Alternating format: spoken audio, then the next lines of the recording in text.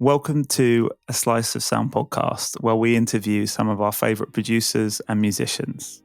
I'm very lucky today to be joined by a singer, producer, songwriter, and multi-instrumentalist, Amber Navran. My first memory of hearing her music was back in 2015 with the release of her band Moonchild's second album, Please Rewind. And since then, I've been steadily following her growth with Moonchild, but also as a solo artist in her own right. Her album, Knock on the Orange Door, was one of my favourite releases from last year, showcasing how amazing she is, not only as a singer-songwriter, but also as a producer. First of all, I just wanted to say thank you so much for joining me. It's an honour to have you on. How are you doing today? I'm good. It's been a good morning. Nice. And so with these interviews, I like to take it back all the way back to the beginning, basically before you even had any idea you wanted to make music, but kind of what you were listening to when you were growing up. What sort of music were you hearing around your house? My parents listened to a lot of the Beatles and the Beach Boys, Michael Jackson, James Taylor, Sheryl Crow, Stevie Wonder. All of the classics, basically. Legends. And were you kind of, was it a musical household? Were you encouraged to play instruments at a young age? I was encouraged. My parents are not musicians, but my grandma taught choir and played piano. And she was really excited about us playing music. So we took piano lessons when we were young and didn't really get into it. But then in middle school, I started playing saxophone. So, okay, yeah, I was similar actually. I was kind of forced to learn piano to begin with. I feel like that happens with a lot of people, and then once you get a bit older, you're like, oh, actually, piano is really fun. Yeah, totally. Yeah, and you grew up in Seattle. What was like the music scene like there? I know, like in the 90s, you had a massive punk scene, but what was it like for other music? I grew up north of Seattle in a suburb, and I don't know if I know too much. We went into the city every now and then, but there was a big high school jazz band scene. There's some high schools in Seattle that have really good jazz bands and jazz directors, and so we definitely felt the ripple effect of that. I didn't go to one of those schools, but our school was trying to keep up and had like a really passionate band director. So that was cool. Nice. And I've heard you say in interviews before that your first love was the saxophone. What was it about the sax that really drew you in? I think jazz music. I just fell in love with jazz. And when I first started playing saxophone, my grandpa sent me his favorite saxophonists, and I had just fell in love with those albums. And I think saxophone is one of the easier wind instruments to pick up. So I think that made it easy to fall in love too. Just being able to play things by ear kind of quickly. It takes a while to get a good sound, but it doesn't take too long to play some notes. So yeah. And did you have who were the people that your grandpa gave you?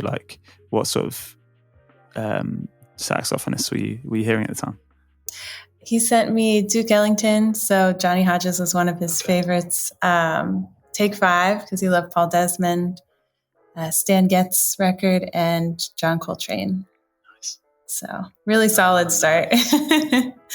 Yeah, loads of amazing music. Yeah. And then from there, I guess we're kind of going quite a bit forward, but you then moved to LA to study at USC, right? Jazz studies. What was that like making that move to LA, and also what was the course like? It was great. It was really refreshing to be surrounded by people who were so excited about the music and learning and growing. And it was a smaller jazz program, so it felt like everyone was really close. Everyone knew each other. All the teachers knew who you were. So that was cool. But the program, even though it was a jazz program, there was a lot of songwriter influence. So every class had a group that was jazz influenced, but not necessarily jazz, that would play parties and shows. And when people walked into your practice room, they'd ask you what you were writing, not what you were shedding. So that's kind of what got me into songwriting and singing and later producing. Right. So was that like the first time you really started like working on your own music? Yeah. I had never written anything. But yeah, when people walk in, it's like, oh, I have to have something to show them. Yeah, sure. So it was cool. That's cool, yeah. And your first record with Moonchild, I think it came out in 2012, is that right? Mm-hmm. I'm guessing that was like kind of the time you were leaving college. Did you meet the guys from Moonchild whilst you were at USA? Yeah, we all played horns, so we knew each other and had played a lot together just from being in the same program and did a lot of hanging out. But my junior year, I released an EP of the first songs I ever wrote, and we did a little West Coast tour, basically just playing for our families.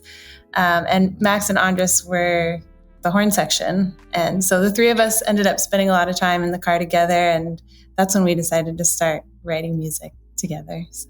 Nice. And that EP, was that a vocal EP? Yeah, I took it offline because I don't like it anymore. Okay. It's just like the first songs I ever wrote and the first time I'd ever sung on a recording. I had just started singing. So I was like, sure. It got me to where I am, but I was like, this doesn't really represent who I am anymore. So, yeah. Coming from like a background of already being a musician, do you think it was easier for you to then start singing and writing your own vocals, or was that quite strange for you from playing an instrument first?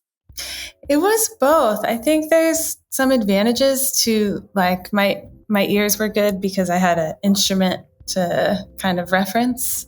Sure. And yeah, but the voice is just such a different instrument, especially from the saxophone. It's a lot more temperamental, and it's so in your body that you have to really work with the right people who are saying the right things to even start to access the sounds that you're trying to get, especially learning later in life, not just when you're a kid, just like experimenting and, you know, like imitating what you see or singing in choirs. So it's definitely, learning voice has been quite the journey for me, but yeah, it's been a good one. And when you decided that you wanted to like start doing more singing and songwriting, did you have like people that you were influenced by? Were there many singers that you were, I guess, trying to imitate at first and then yeah, I think with all of Moonchild, especially with Be Free, you can hear that we've just started, so we all kind of sound like our influences, and then as the album progresses, we start to sound more like ourselves, which is just how like learning music goes. But yeah, for me, singing wise, when I first started, we were all obsessed with Soulquarians. So Badu, Jill Scott, you know, D'Angelo. So those were some heavy influences at first. I also found Emily King on MySpace Music before she released the 7 EP and had those songs on repeat. Hiatus Coyote had just released Nakamura, so that was a big influence.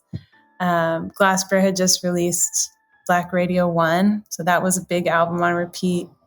And We Are King just put out their EP, the 3-song EP, and I was obsessed with everything about that. Vocals, the songs, the production, so those are definitely big influences early on.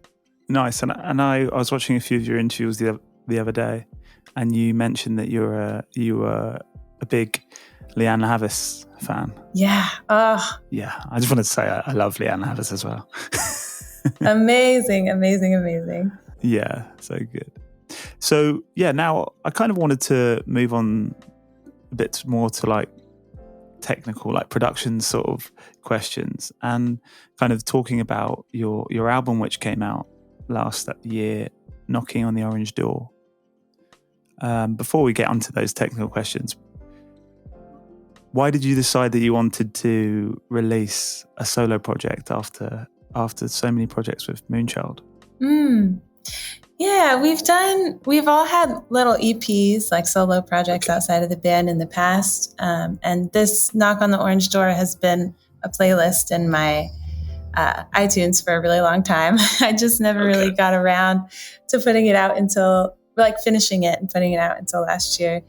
Our process with Moonchild is we're all beat makers. So we make a bunch of stuff and then show it to each other, and then whatever everybody likes or is like drawn to becomes Moonchild songs. But then there's always kind of leftover songs that we all really like that don't necessarily feel like Moonchild. So I've had kind of those songs building up since I put out Speak Up EP. And I think we just had a break. Max had a baby, and we were taking some time off the road. And I also had a miscarriage in July. And for me, finishing Knock on the Orange Door was like really therapeutic. It gave me something to like really bring me joy. Sure. Yeah, sure. I mean, it sounds absolutely incredible. So, you're bringing lots of joy to lots of different people. When you were creating the project, or when you're making music, like what's your setup like? Is it quite a basic setup, or have you got lots of like different software and hardware that you use? It's pretty basic. I use Logic and a MIDI keyboard, a Roland MIDI keyboard, and I have two mics. Vocal mic I use is an AKG, and the mic I use for horns and flute is a OMA mic, a ribbon mic. And then, software. I love Spectrasonics, Sound Toys, Serato Sample. Those are probably the things I use the most. Both compressor, RC20. Yeah. Yeah, all the good stuff.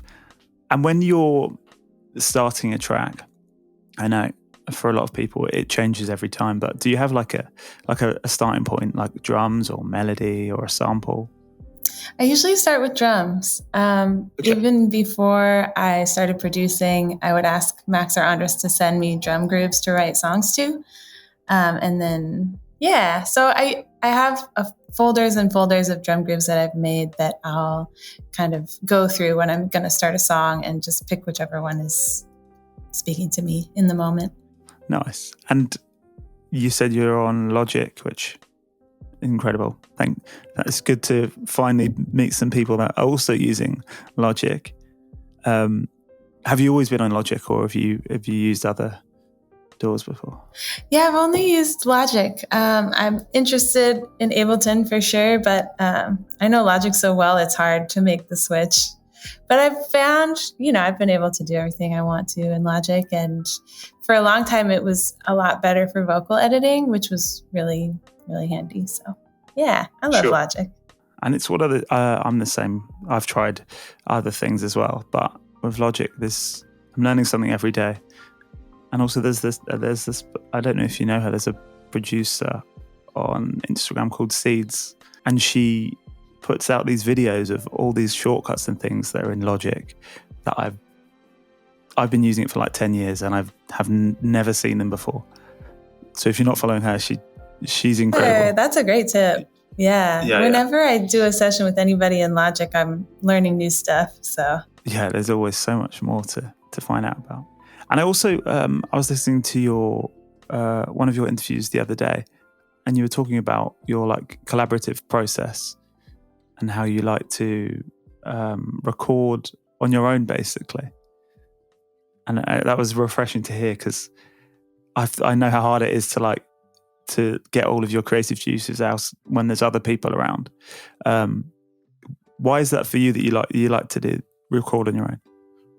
It's how I've always done it. I didn't grow up singing in front of people. I started singing for Moonchild by myself, recording the first record, basically. So, I'm really not much of a performer. I'm an introvert. I really, really love collaborating, but the voice to me is so vulnerable. And I really do my best work when I have like the space to just be myself and try things. And so nice. And you've collaborated with so many amazing people as well. Like Ninth Wonder's Zion 8 last year. You were all over that, sounding amazing. I love Ninth Wonder. You had a track with Misha last year, who's a chill hop artist, which was great. Rhapsody. One of the questions that someone from the community sent over is, how do you find the people that you collaborate with? Is it something like you'll meet them in real life, or is it through social media, or does it just depend? Yeah, it's a mix. Rhapsody, we met at the Art of Cool Festival in Durham, and have been friends ever since. She's so wonderful. And Misha reached out through a mutual friend, Anthony Demby. And when I heard that track for the question, I was like, yes, I want to write on this. It's an amazing track. So yeah, it's a mix of in-person and online and friends of friends. Nice. And how do those collaborations normally go? Are you normally like vocaling tracks, or do you add different elements? Like, are you working on a production together with other artists? It really depends. I try to feel out what people want in the beginning. So usually I'll do vocals and flutes. But if somebody's more open to collaborating on the production side, then we'll do that as well. Sure. Yeah. And I heard you say as well that you're looking into like producing a lot more for other artists in the future. How does that process differ for you? Are you getting in the studio with these artists, or are you sending beats out? Yeah, it's just started, which makes me really happy. I've been really wanting to shift or have more balance between singing and producing. So yeah, I've been in the room with some people. Usually I'll start out with beats or song ideas that I'll send, and then they'll pick what they like. But I'm actually working on a project right now with Georgie Clifford, and she sent me stems for some of her songs, and I'm kind of building around them. So that's different than I've done before, but it's been really fun. So yeah, I'm hoping to just keep doing that. Yeah, I'm excited to hear these collaborations for sure. And I noticed on your album, there was a few tracks which were just instrumentals, and a few which were vocals. How do you decide whether you want to vocal a track or whether you want to just let it breathe as an instrumental? Yeah, I think just feeling it out. Whatever I was hearing hooks for, or felt like needed words or didn't need words. I wanted it to have more of a beat tape feel. So I knew I didn't want to sing on every song. And like some of the songs I feel are a little too out for vocals, like maybe an MC should hop on, but maybe not a vocalist. So like The Opposite Force is one of my favorites, but there's not really room for voice on that. But I was like, I definitely want to put this one out. So yeah. Right. And then going back to like the producing for others and stuff, a question I really like to ask other musicians and producers, if you could like executive produce a project, an album or an EP for any artist in the world, who would be your like dream collaboration? Ooh, probably Erykah Badu. She's my number one. Yeah. If I could work with her in any capacity, I would. Yeah, it would be a dream. I think that would sound amazing. Let's fingers crossed that one happens. Yeah, maybe. It's a long shot, but yeah. Yeah. And then so now with Moonchild, you've released 5 albums, right? Yes. And the last 4 have been on the Brighton label True Thoughts. Yeah. Shout out to True Thoughts and Rob Louis. I've got a little True Thoughts vinyl behind me there. Nice. What I wanted to ask is, you've stayed with those guys with the last 4 albums, and I think the Catpack album you're releasing soon is also coming out on True Thoughts. What is it about those guys that makes you want to keep working with them?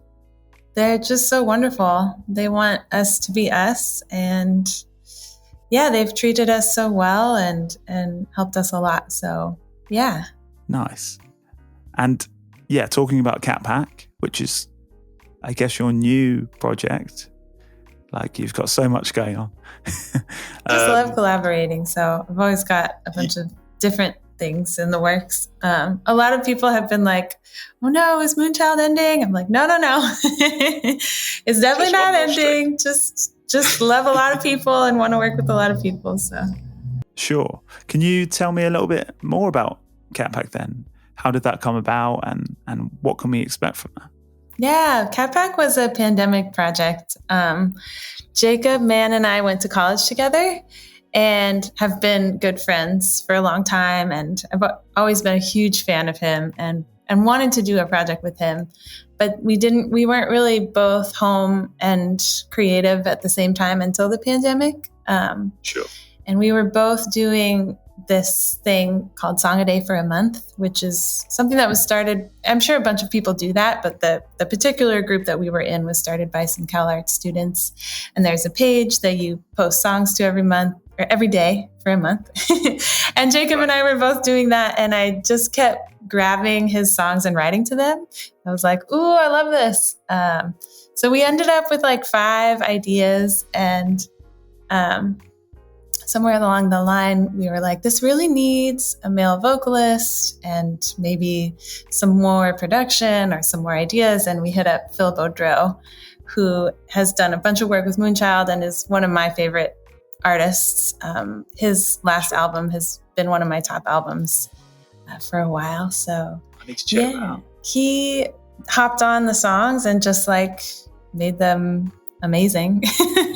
We were like, wow, this is crazy. He really worked his magic. And we were like, let's put out a full-length project together, because this has been just like easy and fun.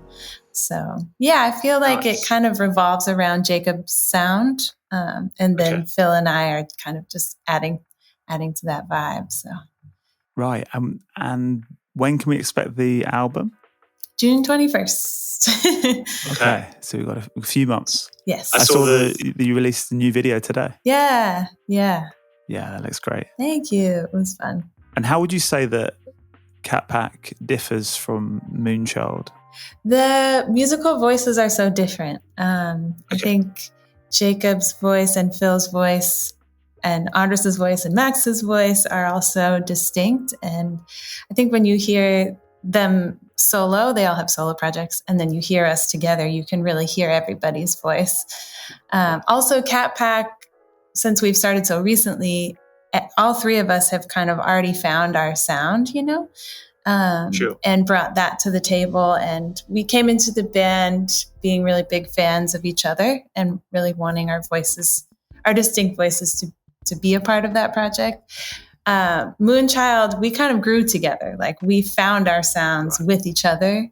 And so I think my sound is a little more similar to Max and Andres' sound than it is to Jacob and Phil's sound if you listen to it separately. So yeah, I don't know. I feel like any group with 2 different people, you'll get different things and in beautiful ways. So yeah. Yeah, you can. I feel like, I don't know, the sound is a little bit more bright, and I love it. It's very colourful again. I guess that's very you. Oh, true. I like that. And can we expect to see any live gigs by you guys at all? Yeah, we're working on booking a tour right now for fall, winter, early next year. Nothing's confirmed yet, but it's in the works. Okay. Fingers crossed for that one. And now I just wanted to move on to a few questions we got from members of the community. We put some stuff out on Instagram and on our Discord for fans of yourself.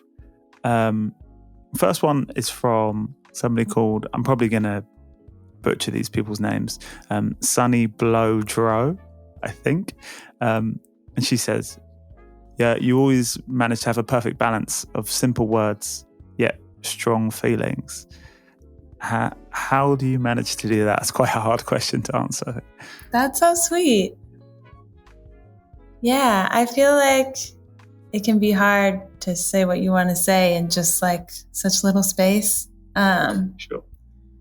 Yeah, I feel like some of the stuff that helps me a lot is I read a lot of poetry and then write things that come to mind or are inspired by some of the lines. So I have notebooks full of stuff where I've written down the original line, and then whatever I'm going through really informs like what the inspiration is. So sometimes I'll even go back and write different ideas for where I am years later. But yeah, I feel like poets are, because they're only working with words, they're like so creative and beautiful, and they're finding amazing combinations that I would never think of. And so it's cool to kind of dive into that and use that as an inspiration to kind of craft my own words. Sure. And then, yeah, I feel like whenever I have a line that I'm not sure about, I'll just write as many ideas as I can underneath it. Everything that I'm like, oh, that's bad, I'll just like get it all on the paper. And so a lot of the lyric sheets in the beginning are like a few lines and then like a million ideas and then a few more lines. And I feel like that really helps me kind of narrow down. That's really interesting. Yeah. So a lot of the time poetry is like a huge inspiration for the stuff that you're writing then. Yeah. It's not so much that I'm like taking any lines from anybody, but just looking at the way they're combining different words, or like maybe they've got like a really cool adjective or verb that relates to like a person or a place that I've never seen anything like that before. So maybe I'll be like, do a brainstorm of a bunch of different adjectives or verbs and then a bunch of different places or people or, some sort of noun. And then you get some cool combinations where you're like, ooh, that's actually exactly what I was trying to say for this song, So it's a little nerdy, but it's fun. It's like when we're on the road and you can't really it's really hard to be creative on the road. But sure. Writing lyrics is something that's always felt accessible. And I saw an interview actually with Hiatus Coyote where Nye was saying that she writes lyrics whenever she's traveling because the process of like being in new places is really inspiring. And I was like, that's a great idea. I want to do that. So that's cool. Yeah, that's really interesting. Yeah, I like that. I often get big groups of songs at once. So like with Moonchild, when we're working on a new project, there's like 60 different beats that we're choosing from. And then we end up with like 30 ideas, and it's like, okay, write 30 ideas. I'm like, well, I don't have 30 things to say right now, but having that backlog of like notes and also like journaling and just taking notes on different things throughout the year, I can go back and do that easier if I already have done that work, Sure. So. And that leads me to kind of like another point. How often do you work on music, whether that's writing songs or working on a beat or something? Are you doing that every day? Is that something you try to practice all the time, or is it whenever you get the inspiration? Yeah, I try to do it every day. It depends on when people need things and what I've said yes to. And if I'm prepping for a show, then usually I'm not doing as much like writing and beat making. I'm just kind of like working on the vocals or the performance. Yeah. Sure. But yeah, it's producing and writing is like my favorite thing. So whenever I'm going through something hard, I always know I can turn to that and try to like make it a part of my everyday. Sure. Yeah. So, yeah, great stress reliever. Totally. And I've got a question here from Toti Cisneros, I think. That's how you say it. He asks, what are some of your favorite albums of all time? Maybe even new and old. Like, have you got any new albums that you love and some albums that you go back to all the time? Right now, I've been big on Victoria Monet's Jaguar 2. Alex Isley's Marigold. I keep going back to that. Q-Tip's Amplified has been on heavy rotation. Phil's album, Other Nature. Phil Boudreau. Always Voodoo, always Mama's Gun. Yeah, I'd say that's kind of my playlist right now. Yeah. Nice. Yeah, there's a few that I haven't listened to actually, so I definitely need to check those out. And another question, this is from August in a Vainite, I think. Sorry about that. At what point did you start doing music full time? How long did it take you to build up enough different work, doing different things for it to become like your full-time job? Yeah, it's a good question. When Moonchild started, I was working at a bakery and teaching saxophone lessons to middle schoolers after I got off, kind of all over LA. And then I started getting enough students to quit my job at the bakery and was teaching 7 days a week and making music and gigging after that. And then I think Moonchild started touring more maybe in like 2017.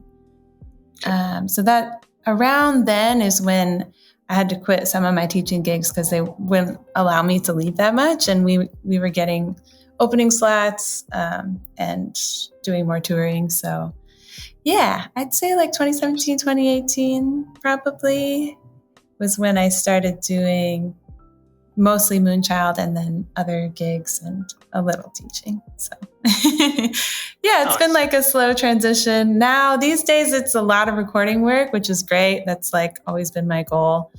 And some touring. Yeah. Nice. I guess it's not, I'm similar. It's nice to have all these different things. Like you don't really know what you're going to be doing the next day. There's lots of different things happening all the time. Yeah. Yeah. That's good fun. And before I let you go, I know you've got the Catpack album coming out in June, so that's already a huge thing. But have you got any other plans for the rest of the year? Is there any other music coming or anything?